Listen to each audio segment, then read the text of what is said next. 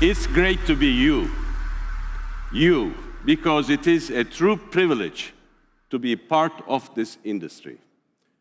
The most important ingredient for success is having a purpose. And thanks God, our industry has the most beautiful purpose in this world, a better life for all. Thanks that not every morning we wake up with an urge to produce a missile that can go faster, be more precise, and kill more people at a lower cost. We work every single day to bring connectivity, a better healthcare, better education, better services and opportunities for people, more than almost 5.5 billion. And I would like to also thank GSMA. Vivek, I don't know you are aware of the fact that you are currently running an organization which is probably the only remaining functional platform to bring North, South, West, and East together and keep this fantastic industry on the right path. Today, I have one more privilege because I'm speaking right after two very important partners of ours, Starlink and Rakuten. Two companies that contribute to our success in the markets that we operate every single day. That inspires us as well. Mickey talked about his journey from being a platform, an ecosystem, how he decided to become a mobile operator. We took the other way around. We started as a mobile operator, but we had one vision in mind: where the growth will come from. I think that's the ultimate question for everyone in this room. Where is the growth gonna come from? And how Mickey explained his journey around being the biggest membership platform, ARPU versus the gross merchandising value, the value that drives to their business. When Gwen talked about reaching out every single person ubiquitously everywhere in the world, and that beauty is actually all the opportunity in front of us. The growth will come to people who dare to be relevant. And being relevant requires that we stop doing certain things and start doing some others. Let me tell you, about 10 years ago, we had a dream. We had a dream of stop selling number of gigabytes, number of SMSs, number of minutes, and start being relevant to our customers by providing them meaningful services. In a way, utilizing the opportunity that our licenses give us in terms of advantages of acquiring customers at a low cost and effectively reaching out to them in the most effective distribution manner. And Mickey also added on top of it the data, the gold that you're sitting on. And that journey brought us an incredible success. Over the 10 years, I have seen our customers moving from being just consumers of a voice service on a feature phone to becoming voice and connectivity services, and ultimately becoming a banking customer, an entertainment customer, maybe sometimes taking a taxi ride on your ride-hailing platforms, or doing a transaction on your marketplaces, having an online consultation with a doctor, or operating a mine with a private network. And that growth brought us in Q3 to a point that as VEON, I'm happy to say that we had, for the first time, more number of digital service users than number of SIM users. As we move into the business of adjacent markets, from financial services to entertainment, to marketplaces, to ride-hailing, to healthcare, to education, cloud services for the enterprises, it is unstoppable what happens. Every time a customer consumes one more service from you, you do not only get the advantage of selling a new service at a fraction of a cost, but they also stay longer with you. And they start spending more on your platforms, even to an extent that the people who are consuming multiple services from us, they talk more on the phone. And that growth is something that we cannot close our eyes on. Today, this is not enough anymore. The journey from selling raw data to digital services has to continue. Today, the new value proposition is not about only providing essential services. It is a must to have it. It's another baseline. But the real value proposition, offering our customers a better version of themselves. A doctor being a better doctor.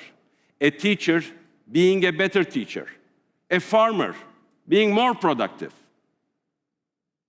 A company reaching out more customers in a lower cost. And today's opportunity is all about this. I would like to correct one important thing that I think we all fall into as a mistake. There is nothing artificial about artificial intelligence. Everything artificial intelligence represents is a reflection of us. And we have to start talking about augmented intelligence, where we augment skills, competencies, capabilities, capacities. It is not about the chipsets, it's not about the data centers. It's our ability to apply this unique technology and make it part of human beings' lives. That's why in VEON, we focus on this application. We focus on not English, French, German, but languages maybe forgotten that exist in the world. From Kazakh to Uzbek, to Bangla, to Urdu, to Punjabi, to Ukrainian, to make sure that we develop the right capabilities and our customers can become superheroes. I don't think that any more important value proposition can exist than offering our customers a better version of themselves. Augmented intelligence is going to reshape how humanity will grow and progress. I'm sure most of you have read or read about the book of Harari, Sapiens. When Homo sapiens appeared on this earth, Neanderthals also existed.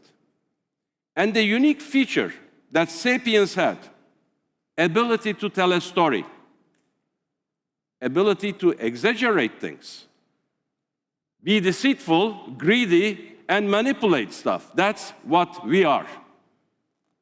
And the values that control us, what makes us successful and a good person. It's the same story. Very soon, we will have also capabilities to organically connect to data, to digital sources. 5 years, 7 years, 10 years, maybe earlier than that. But we have to find the reality. Homo augmentus is going to exterminate the Homo sapiens. We need to realize the fact that we have to understand that a technology has been now offered to us which can augment our skills, competencies, capabilities, and which can make us very, very successful. Responsibility has to be in the human being which uses this technology. The value system that we have built is our only insurance factor.